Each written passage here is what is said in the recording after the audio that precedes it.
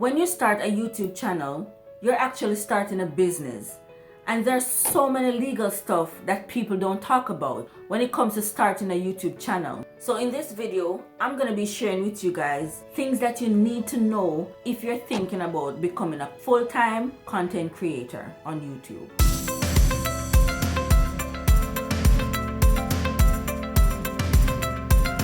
Hello everyone, welcome back to my channel, and if it's your first time here, welcome. If you want to learn how to start a YouTube channel or just to grow the YouTube channel that you already have, you're in the right place. I'm here to help you grow your influence on YouTube with your videos. I realized that this topic is not really a popular topic, and when I went to do my research on it, I could hardly find any videos on it. To be a YouTuber, there are disclaimers that you have to create. There's a disclaimer in my description box because you have to disclose that there may be affiliate links in your description box. I get to understand that the legal side of YouTube, it is so complicated, and the big time YouTubers, most of them hire lawyers to read over their contracts to make sure that everything is okay so that they can just continue focusing on creating awesome contents. The other side of that is figuring out what's best for you, whether or not you want to register your business as a LLC or a sole proprietor. If you're a YouTuber, it is something that you want to do to protect yourself and protect your business. Being a YouTuber, you get paid once a month. And the funny thing about that is the pay fluctuates. So this month you can get paid $500, the next month you probably get paid $2,000, and the other month you probably get paid $5,000.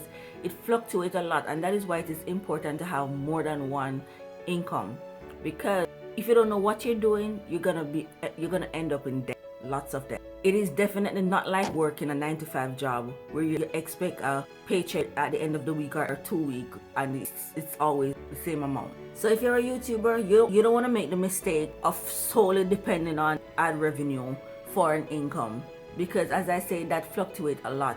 You want to do something that bring in money differently. So create a paid product or affiliate marketing, sponsorship, do something to bring in other incomes. So therefore, you don't just depend on ad revenue from YouTube. Let's say you make $2,000 in June. You're not gonna see that $2,000 in your account until July. See what I mean? So that's why you need to have something else going on where income is concerned. So again, when you're a YouTuber, you need to keep track of all your expenses and all your income so that you can save all of that information for your taxes.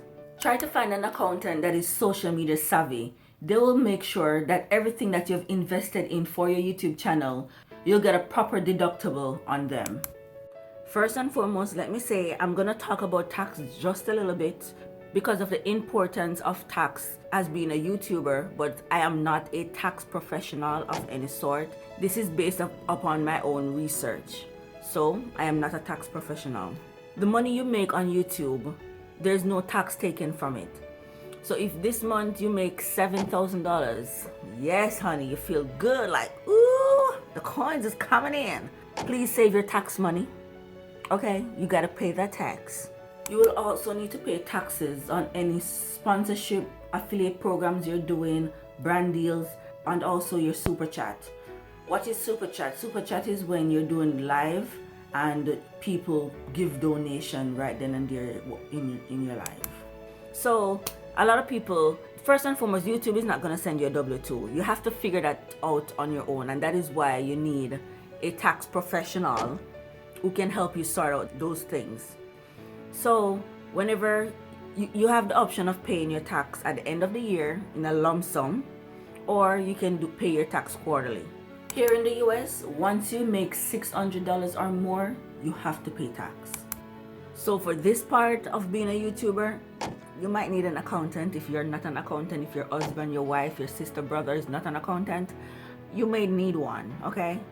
You need an accountant, and you're going to need a tax professional, somebody who understands the ins and the outs of all of this, because we don't want IRS knocking at our door, okay? And also keep in mind that you can write off a lot of stuff that you use for your YouTube. So if you buy a brand new laptop for editing, you buy a camera, these lights that I bought, those are tax write-off because it's for your business. So To keep track of your expenses and your income, you can use QuickBook. That's what I'll be using, just to make sure that it's easier for you to remember and understand what you did for the entire year. So it's easier for you to file your tax. As I mentioned before, guys, just remember to put money aside. Whenever you get paid from your ad revenue, try and remember to just put money aside so that you can have money to pay your tax. You don't want to be that person who don't have a dime to pay your tax at the end of the year or the quarter.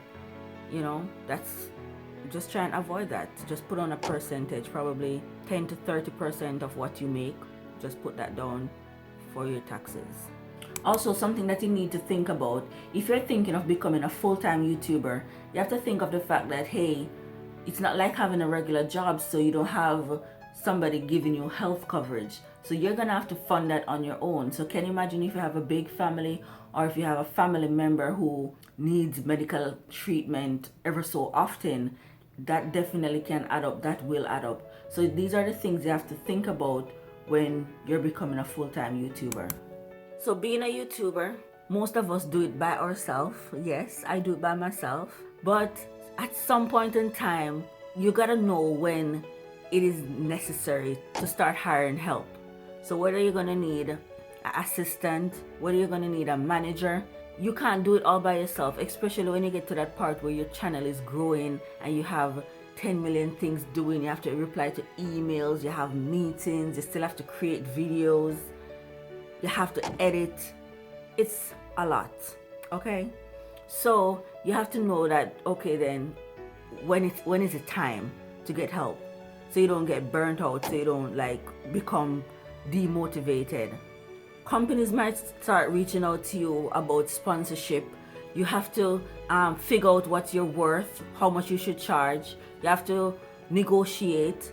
Landing a brand deal isn't always about the amount of views and subscribers you have. Agencies are moving away from that now. Now it's all about how well you can negotiate and knowing your worth.